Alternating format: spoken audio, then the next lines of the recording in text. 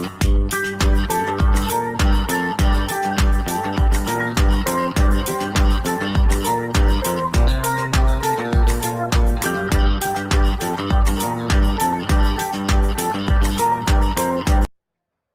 everyone. Welcome back to the Clairvoyance stage at MCH 2022. I'm very happy to, well, actually I'm slightly depressed to it's the topic, to introduce Igor to talk about what will happen with climate change. So, Igor, thank you. Thank you very much.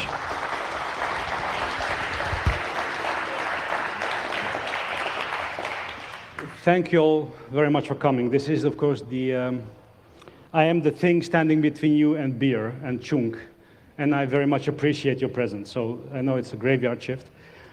For your convenience, and you can leave after this, it's fine. TLDR, as every good presentation should have.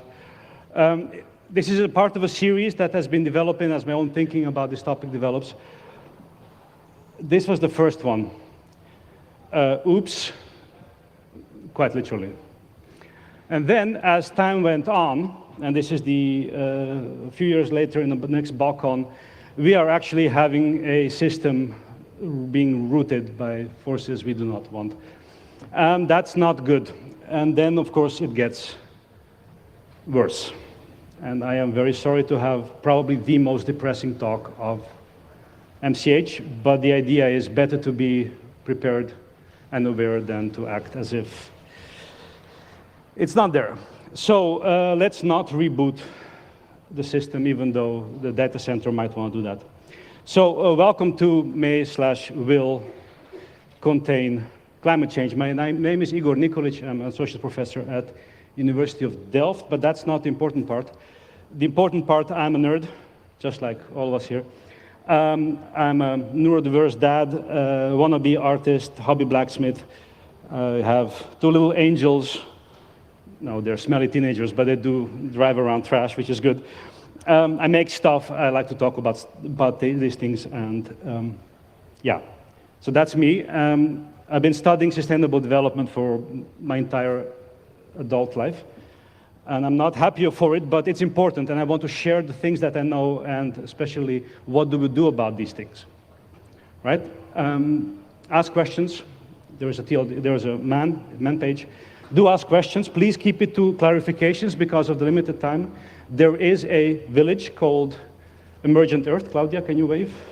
Together with Claudia, we are organizing a village which is a separate track to talk about these topics. Come to see us. It is on the far right of the program, not of anything else. So scroll the program, you'll see it, I'll show you in a second, yeah? Okay, so it's okay to leave if it's too much. I will not be upset. Well, just a little bit. What are we going to do? Three main things. First, I want to talk about science. I will throw facts and citations at you just to show where are we, what's going on to the best of my knowledge. I'm not a climate scientist. I'm a modeler. I study sustainable systems, the transitions of industrial and things like that. But I do know my science. So this is what we know for fact. That will be part one. Part two will be informed guesswork. Right? A hypothesis, things that I expect based on everything I know. Part three will be design. What do we do about this stuff as a bunch of nerds? And we can do more than you think. And then there's a bit of hope, because it's so sad to leave you with a sad story. So we'll try our best. So context and a bit of theory, science starting. I want to introduce you to a couple of concepts before we dive in, so it makes conversation easy. The first concept I would like to share with you is the notion of a wicked problem. Right? A wicked problem is a technical term. The citation is on the bottom. You can find it, a really nice paper. If you cannot download it, there is this website called Sci-Hub. I'm sure they have it.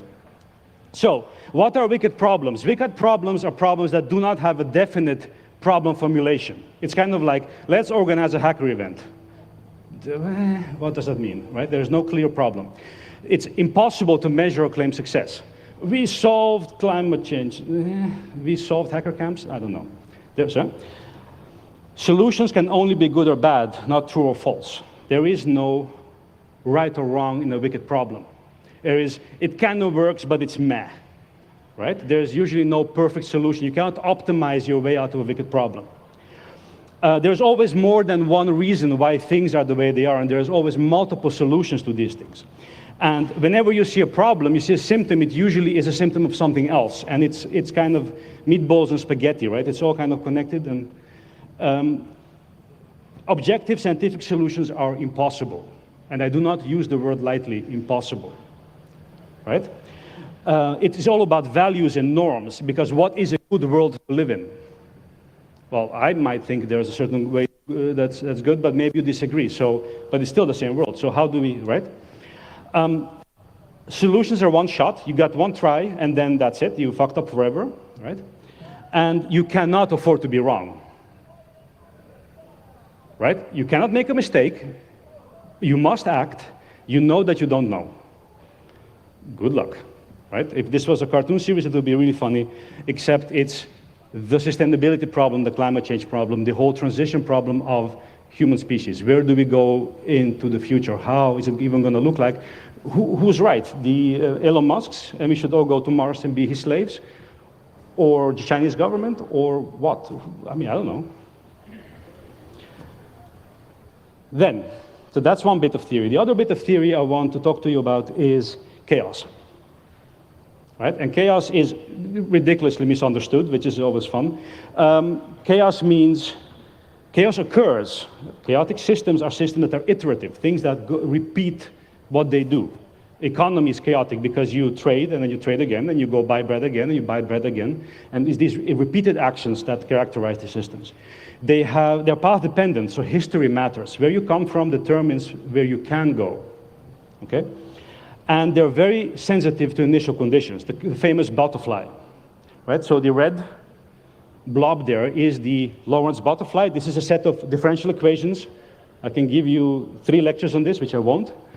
But this is a set of differential equations that has unique properties. Namely, they my image is overlapping, that's not good. Tiny impacts, small changes in variables can have very large effects on a system's behavior. But inverse is also true. Massive changes to the inputs can produce no effect. So you can have butterflies flapping their wings, causing tornadoes, which is because this is a weather system, that's how it started, right? That's a model of weather.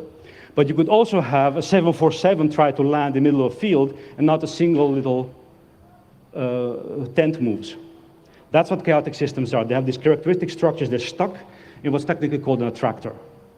And attractors are a pain in the ass, right? NASA uses attractors in these chaotic orbits. You shoot a rocket, you have this unstable orbit, and at some point you give it a push and it flips over the orbit around the moon. Let me demonstrate. I will show you an outcome of a simulation. This is no climate. This is a so-called predator-prey system. The Lotka-Volterra, an agent-based model over there. Wolf, sheep, grass. Energy comes in, grass grows. Sheep run around, eat grass, make more sheep. Wolves run around, eat sheep, make more wolves. That's it. That dynamics is what I'm going to show you. What am I doing here? I am changing, in the simulation, the speed at which the grass grows back. So I'm adding energy into the system. I'm feeding the system by increasing the grass grows faster and faster. This is a state diagram showing you the relationships of the number of sheep, number of wolves, and the amount of grass. Make sense?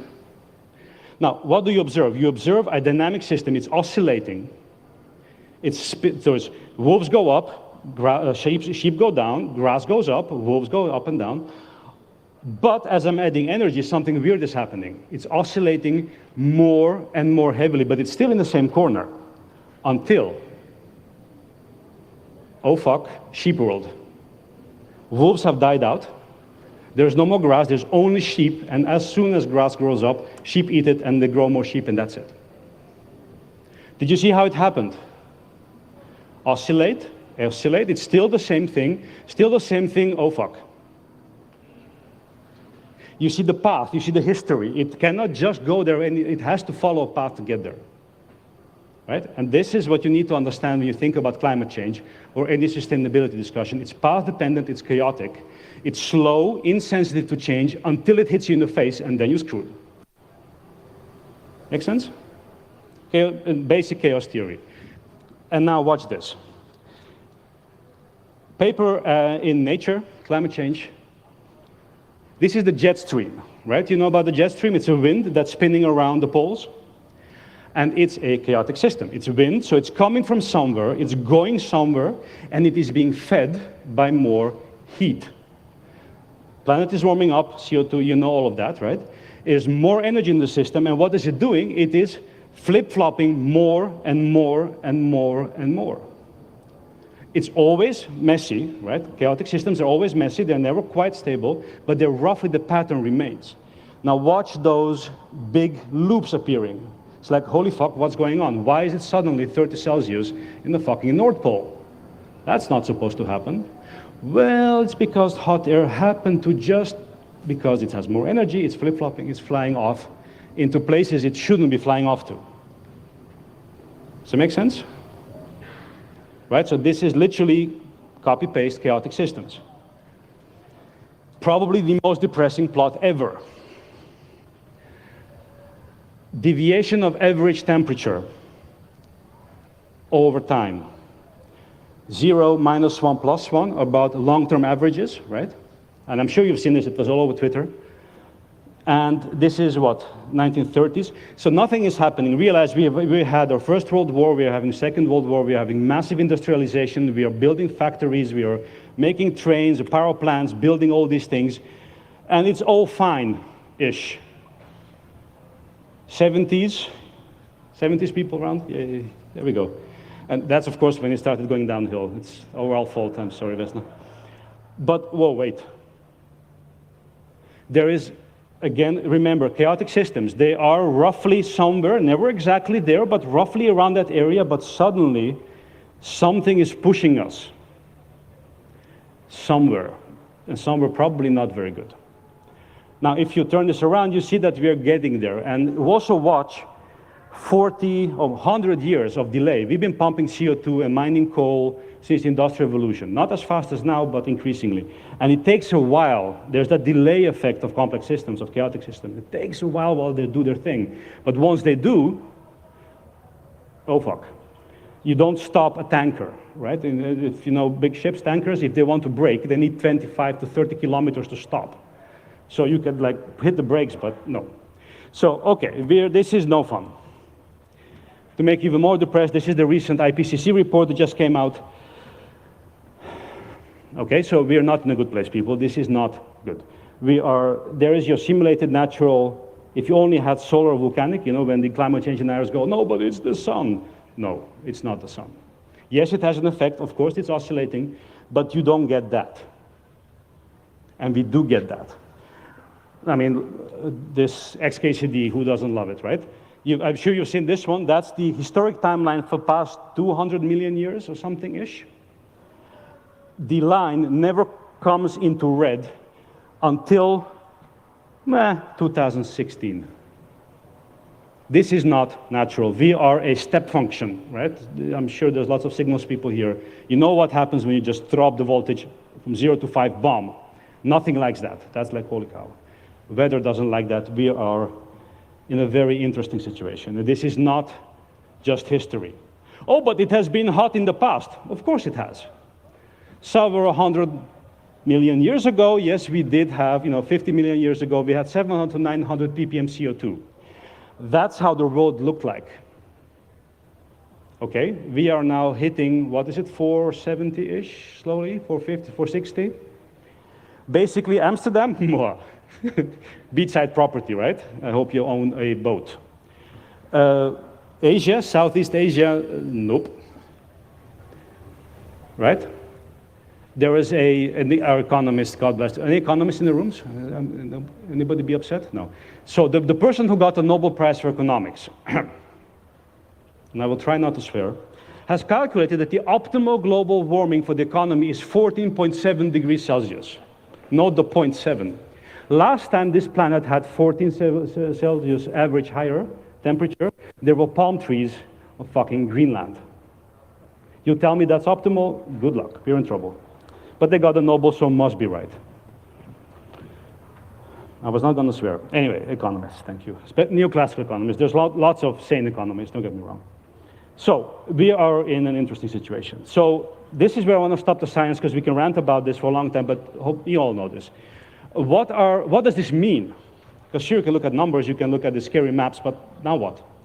Well, changes and impacts. The first thing is, even if we stop now, remember the chaotic attractor, remember the tanker, even if we stop now, it will take geological timescales to have that carbon removed. I want you to just think about what a geological timescale means. Humanity in its current form has existed between 200,000 to 2 million years at best. Geologists count in mega years as the smallest unit, right? So the time where you can expect the CO2 to drop naturally will be longer than humanity has ever existed. AKA, do not think as this summer as the hottest of your life, think about it as the coldest summer of your future. Now this keeps me awake at night. I have to, that's what we know. Impacts.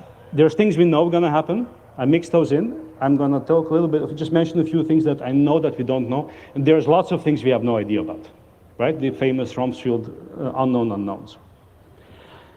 These changes will be sudden, and of course I forgot to start my timer.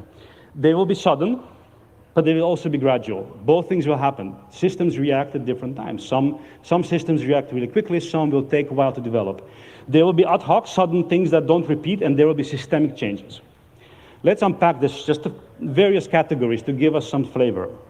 Ecological, much more frequent, much more extreme weather. Think about the shittiest kind of weather you have where you live, and it's different for all of us.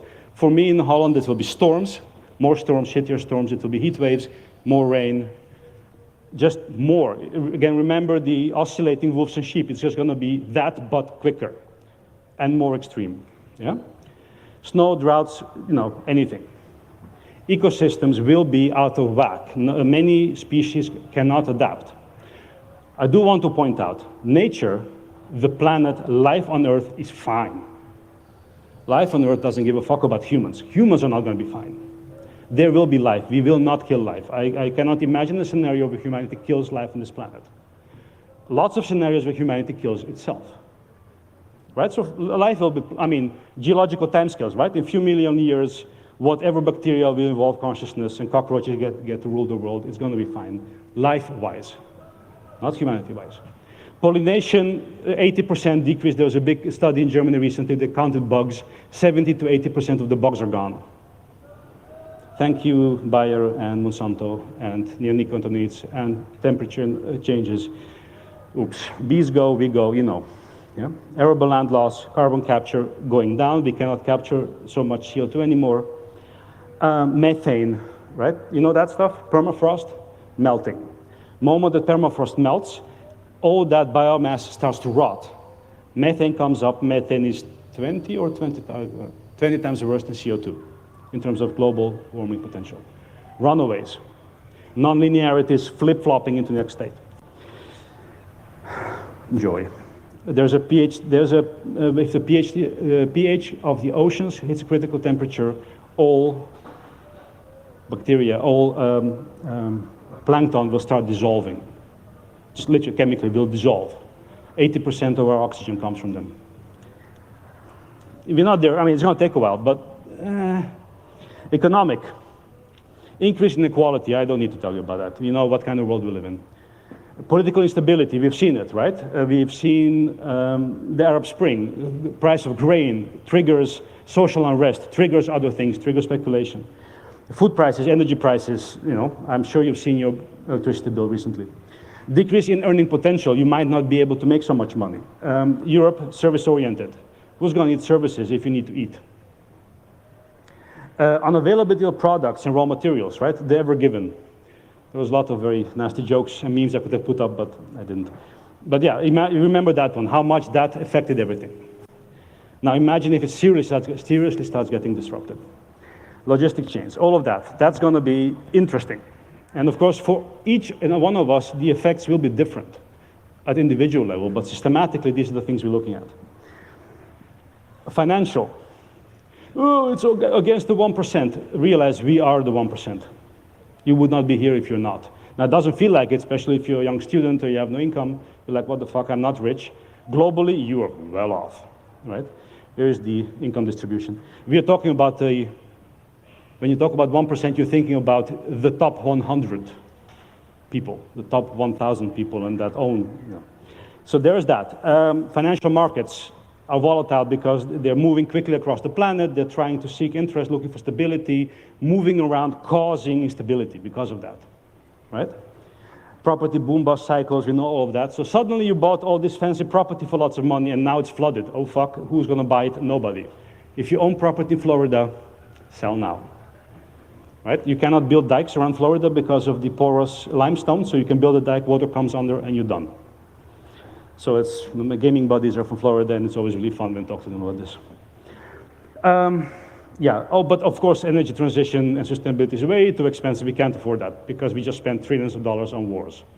But hey, you know, priorities. Social, my God. If you think the hate for foreigners and immigrants is bad, imagine 150 million Bangladeshis having no home. Just one of the many countries at extreme risk of flooding, right? 41% of the 163 million live under 10 meters. Poor country, limited ability to organize and get built. It's a delta, so it's got water both sides. And then suddenly, you know, Netherlands is in panic because a few 100,000 people from Syria want to come in. Imagine a few 100 million standing on the borders. This is going to happen. How are we going to deal with it? Well, I have a hint. Aging population, when you're old, you're naturally more conservative because old people are just conservative because they have more history to protect and future to build, right? We have almost less and less babies, so who cares? I'm obviously exaggerating, but you get it, right? Fear, uncertainty, Alzheimer, because that's old people get that. I mean, you know. So you're gonna end up voting more conservatives. Yay, less of it, more religious, all of when people are afraid, basic psychological mechanisms are grab the things you know, right? Security, what do you know? Your race, your religion, your nation, me, us, not them, right? Humans don't work at scale of 6 billion people. Humans work at scale of 150 to 200 people, a village. We have villages here, right? Because that's us, not them.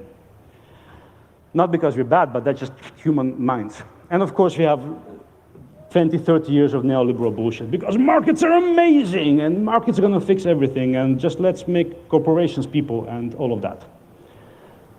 Okay. Good. So, technological. What can you expect? Look at refugee camps for your future. Go to Crete, be in a refugee camp. You want to eat, you give up your biometrics. You don't want that, fine, you go hungry. Right? Retinal scans, get food. Imagine that being standard operating procedure in a supermarket. But my privacy, oh, I don't care, you want to eat? Again, it's a long, but in a world where there's limited supply, governments honestly trying to be, you know, good and try to give everybody something they'll have to control, you're going to have to end up something extreme. Reduced access to limitations and criminalizations of information, of technology, because again, if you're an honest government, you're trying to control. You're not being even evil, but you end up doing very evil things because of that. In pockets, you're going to have high tech, right? I mean, I really don't like how much Fallout, and I'm sure there's people who played Fallout the game or Cyberpunk. They're like, yeah, that's actually not too crazy. It makes sense. It's a logical conclusion of what is going on. Because again, changes, because we are path-dependent systems, we have these histories, we cannot just change. You cannot just, oh, let's do everything decentralized energy. Yes, and then several million kilometers of existing power lines, they're gonna just disappear? Of course not. Energy, increasing prices of energy, storage capacity, fuels, all of that. Lithium is running scarce. Oil, we know about that. Stability of supply is always a problem. Stability of distribution. I mean, it was sad but funny. That image is from a few days back. People were hosing down bridges in Amsterdam because they were buckling from the heat. They were not designed for this. No bridge anywhere in Northwestern Europe, or most of Europe, is designed to have this kind of heat. There is only so much hoses. right? And this is just one example. So imagine things cascadingly going fucked up because it's over everywhere all the time. You can't deal. I work a lot with power companies with my research and my studies and my models. This is a quote, I don't want to put a name there, but a major company building major infrastructure. Sure, I can give you 380 kilowatt lines. Give me 10 years, 7 years of permits, and maybe I can buy enough copper and maybe I have enough people to build it then. Rapid transition? No. Because it's expensive, slow, it's big, it's ill-organized, and hard. One does not just waltz into energy transition. One slowly builds it over time. Time you don't have. Transport, you might not be able to travel. I'm born in a country that has had war. I know how hard it is to leave a country, right? Try entering a country where they don't want you there. Yes, but my country's flooded. Yeah, and? Not my problem, buddy, fuck off. Yes, but I am important. No, you're not. Again, not a friendly thing, but try being black, Muslim, female, leaving Syria because they bombed your house and sitting in Greek camp. That's reality you might have to live with at some point, you or your kids. I do have kids before you ask, so yes, I'm worried. Weather disruptions to air, all of this is going to be very interesting. Medicine, same thing. Amazing things are coming. There is expectations that first humans are born who will live to be routinely 120 or 130 years old. Imagine that population of ever-growing people. It's going to be a mess. Lots of biodiversity. We get lots of drugs from nature. We're killing that. Supply chains, right? I had a panic about a year back when suddenly my pills were not available. If I stop, I'm in trouble. So shit, how do I do this? Because, well, it's too bad. Let's go crazy. Right? Antibiotic resistance, all of those things are fun. But okay, so these are the things that we need to understand, because if we are going to do something about it or be prepared, one needs to know the attack surfaces. What is the stuff that's going to affect us so we can start preparing? Right? And I think many of you do InfoSec, you do the same thing. What is my APTs? What am I building against? So, some strategies. Everything I want to say here makes sense within what I understand is context to me. This might not work for you, because a different person, different history, who you are, where you are, when you are. So take it with a grain of salt, but think about those big drivers I mentioned, and think about how that means to you. So, there's a bunch of useless stuff that's out there that's very popular. Standard prepping. I'm going to have gazillion bullets and I'm going to have lots of cans. Right, and then? Just no. Hoarding inner wood strategies, especially if you're European, which woods, where? You and 17 gajillion other people around you? Of course not. Maybe it works if you're, but not here. So, paranoia, panic, no. Useless. You just got to be prepared, not panicked. But of course, disaster preparedness makes perfect sense, right? If you live in a place you know you're likely to be hit by a flood, or you're going to have storms, you better be prepared. That would be stupid not to. Which depends on where you are, what it is. So, I'll just leave. No, you will not. You will not leave. You will not be able to leave. Even if you want to, you will not be welcome anywhere. A world that is disrupted at this level will not be able to be gentle and friendly, right? Especially if you're not, slightly different than your average middle-aged white male, because that's unfortunately the fucked up world we live in. So, think about it. What is useful? Well, this, and I do not say that lightly. I do believe these are the kinds of events that give me hope in humanity, because we can pull this off with a bunch of dedicated, focused people. So find them. They're open things. Learn how things, if you don't hack it, you don't own it. We know that, right? You know how I don't know if you caught that, Russians were stealing Ukrainian farming equipment for whatever, and then, oh, look at us being so cool, then John Deere has disabled, now stolen Russian equipment. Look, win for John Deere. Wait, so they just turned them off for the Russians in this case, but when are they going to turn them off for me? When they feel like it? How does that then? Well, wait. Critical. What is really going on? We live in the world of disinformation. We know that. Verify Trust but verify, but it's really takes time. Follow money. You know, follow the dark money. Try. That's the kind of stuff you can do. As nerds, you know how to process information. Find it, track it, expose it.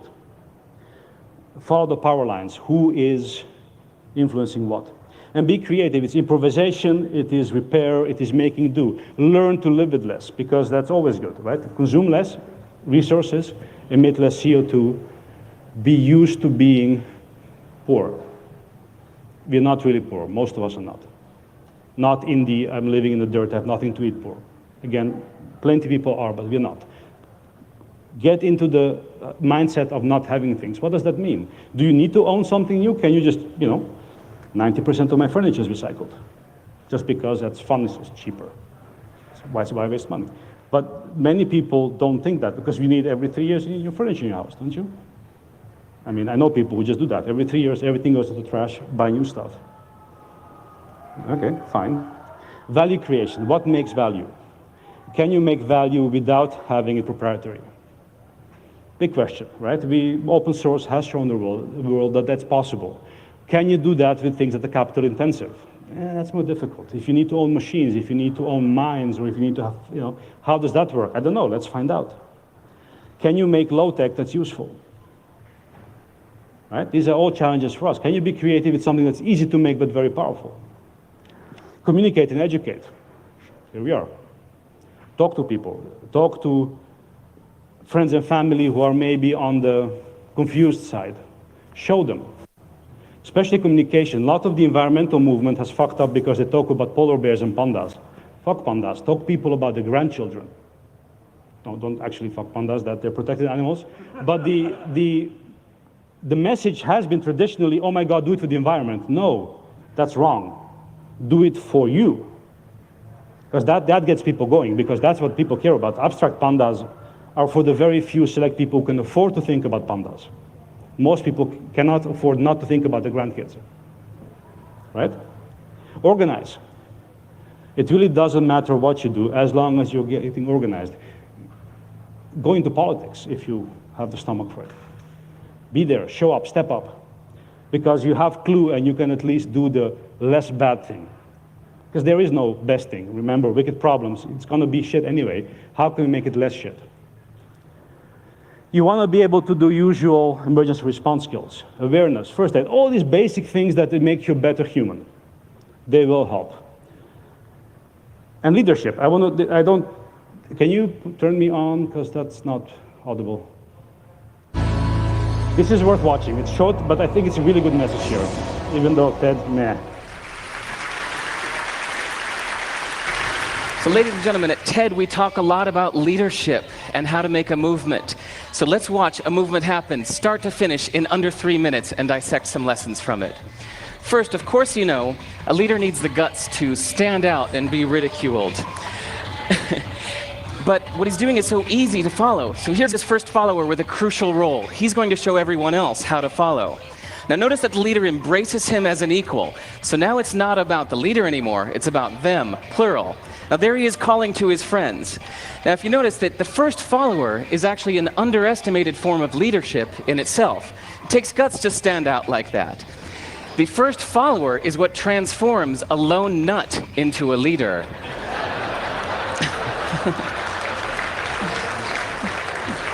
And here comes a second follower. Now it's not a lone nut, it's not two nuts, 3 is a crowd, and the crowd is news. So a movement must be public. It's important to show not just the leader, but the followers, because you find that new followers emulate the followers, not the leader. Now here come 2 more people, and immediately after, 3 more people. Now we've got momentum. This is the tipping point. Now we've got a movement. So, notice that as more people join in, it's less risky. So those that were sitting on the fence before now have no reason not to. They won't stand out, they won't be ridiculed, but they will be part of the in crowd if they hurry. So, over the next minute, you'll see all of the those that prefer to stick with the crowd, because eventually they would be ridiculed for not joining in. And that's how you make a movement. But let's recap some lessons from this. So, first, if you are the type, like the shirtless dancing guy, that is standing alone, remember the importance of nurturing your first few followers as equals. So it's clearly about the movement, not you. Okay, but we might have missed the real lesson here. The biggest lesson, if you noticed, did you catch it? Is that leadership is over-glorified. That yes, it was the shirtless guy was first, and he'll get all the credit, but it was really the first follower that transformed the lone nut into a leader. So as we're told that we should all be leaders, that would be really ineffective. If you really care about starting a movement, have the courage to follow and show others how to follow. And when you find a lone nut doing something great, have the guts to be the first one to stand up and join in. And what a perfect place to do that, TED. Thanks. Make sense? Chaotic systems, once it moves, but following, very important. You don't have to be the guy standing up there or the girl standing up there. It's fine. Support the thing you believe in, right? We don't do enough of that because somebody else will do it. And that's human, it's normal, but scary. Message of this whole talk is not that, oh God, we're going to be screwed, because we will. That's fine. It is too late to be pessimistic. There simply is no space for that. You can go, it's going to be terrible. Yeah, whatever, it's going to be terrible, but now what? So act. That is really my message today, is do. It almost doesn't matter what you do, but act. Go out, have fun, have chunk, enjoy, party, observe, plan, think, teach, build. Right? But keep in mind, what's the big picture? How does it fit in? And it doesn't always have to fit in, but vote. Not that I need to tell you people, but make sure people go vote, do the right things. If you want to continue the conversation, please meet us with the Emergent Earth Village. Screenshot of the program, it's all the way to the right. So you have to scroll sideways because it's a huge program. There's the flag, you'll see it flying. Please do come. There will be talks, you can still submit the thing, and Yella will be presenting something soon. There are other people who have brought in last minute thing. Come and talk. And thank you. Thank you for being here in the evening and staying away from the party to listen to a depressing talk. Much appreciated.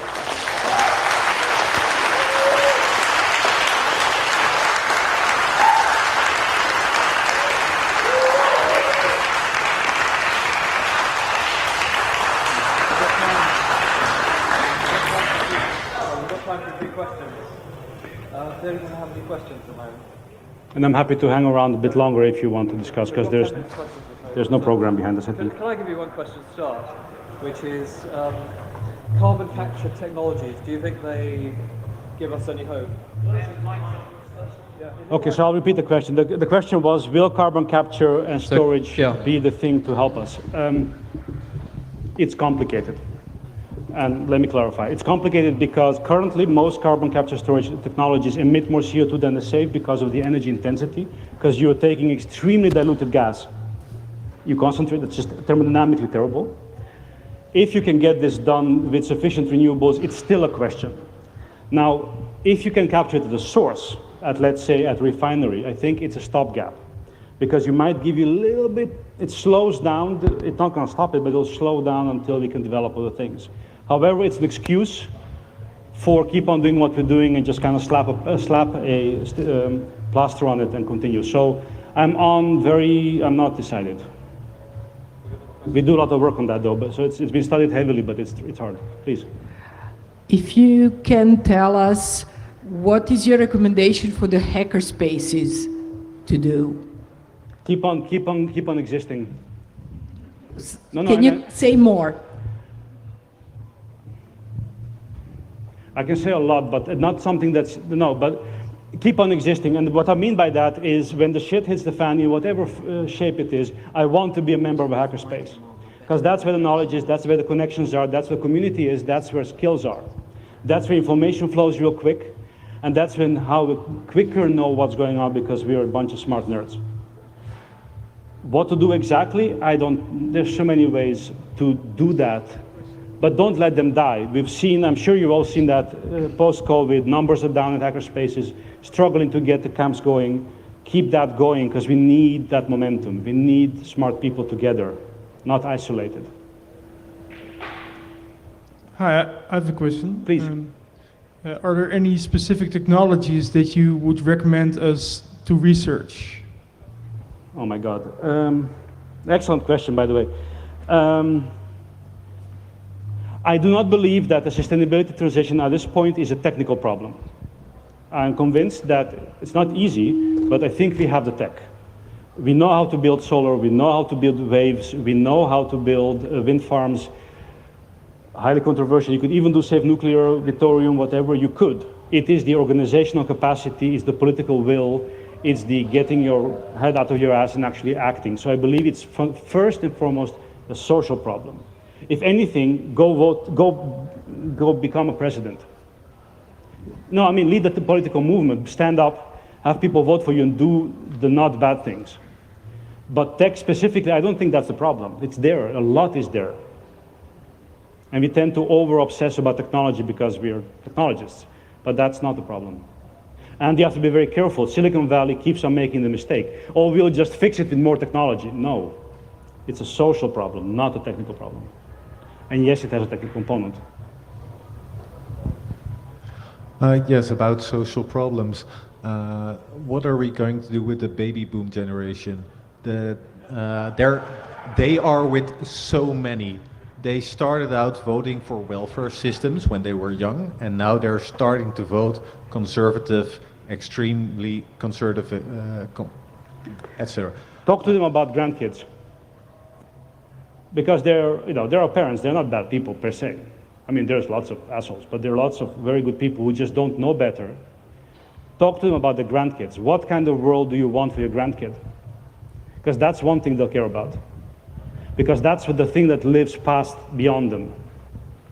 But yeah, we just have to, there is a saying in science progresses one funeral at a time. Because that's how old ideas die, is when prominent old farts just clear the stage. Including myself at some point, and all of us, but that's what it is. At these hacker camps, I'm always a bit conflicted about like the blinking lights, because they look awesome. They also consume energy, I suppose. No, that's the decimal point somewhere there, irrelevant. Okay. But I really see it also as a teaching possibility for people. Like, how can you make, like, what do you consume, what not, how batteries, whatever. Where do you think, like, what's your view on this? And where is, like, the line where it becomes wasteful, or? That's a very loaded and very good question. It is okay. So when you do the math, the lights are irrelevant. But people always like save the planet, turn off the lights. Nobody fucking cares. Eat 2 kilos of meat and you're done. Right? So 2 kilos of meat less. I'm sorry. So the total energy value compared to what you normally would consume in, anybody flown in from the US to be in a conference, they've consumed a CO2 budget for all the lights on this terrain instantly, but at one trip. So that's peanuts. I drive a 10-year-old diesel car. I am standing here talking about sustainability. Like, what the fuck? Why? Because I'm a poor fucking academic and I can't afford a better one. What I can afford is to tell you about these things and talk to large petrochemical companies about making their stuff more sustainable. And when a single, Dow Chemicals in Terneuzen in Holland, the biggest plastic manufacturer in Europe, they have a single machine that takes 900 megawatts of thermal power continuously. That's several cities worth of power in a single machine. When that thing goes sustainable through hopefully my work, I can fly my rest of, you know what I mean? So it's very hard to, because, eat less meat, not have kids, have kids, but teach them to be smart and responsible. Don't fly. Those things matter. Blinking lights, LEDs, nah. So yes, have fun, because otherwise you'll be fucking depressed and not actually do anything. No, but that's important, because if you're not here to enjoy life and care about life and want to make sure it keeps on going, then, celebrate life while staring death in the eyes. It's like, fuck you, yeah?